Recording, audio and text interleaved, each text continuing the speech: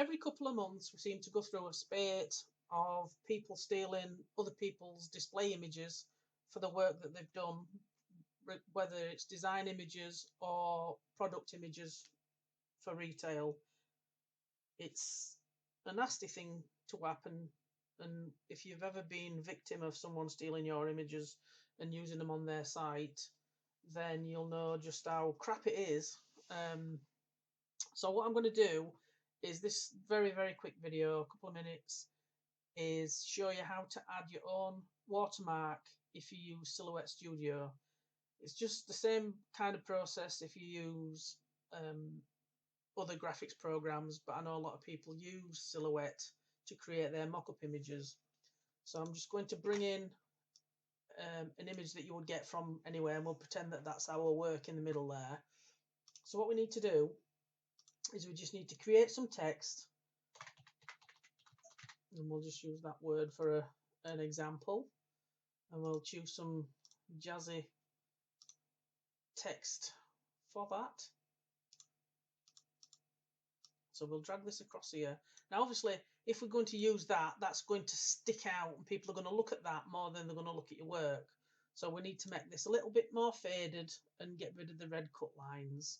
So first things first, we'll go up to colour and we'll choose a mid-grey. Then when we do add some transparency to it, it will not be in your face as though if it was red or any particular colour like that. Then we need to go into the line style guide, and we just need to click on this icon. That will get rid of all the red cut marks.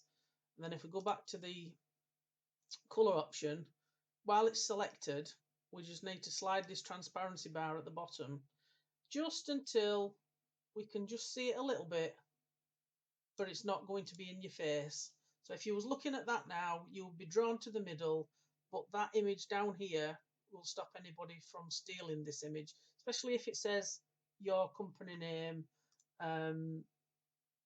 If I import my image, my what they call it, logo, and I save this as just a PNG with no background, as you can see, it's just a transparent PNG.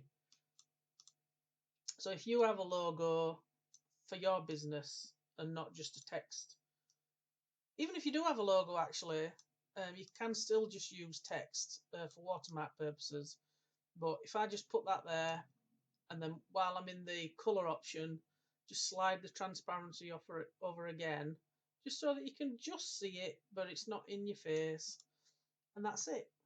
That's all you need to do. That image or this image will stop anybody stealing your photographs, because what they're going to do is they're going to have to crop it off so that your thing's missing, and people will just think, well, that's an odd size, and then just save your work out as normal, and that's it basically. That's as easy and as simple as it is to protect your work so that people can't pinch things.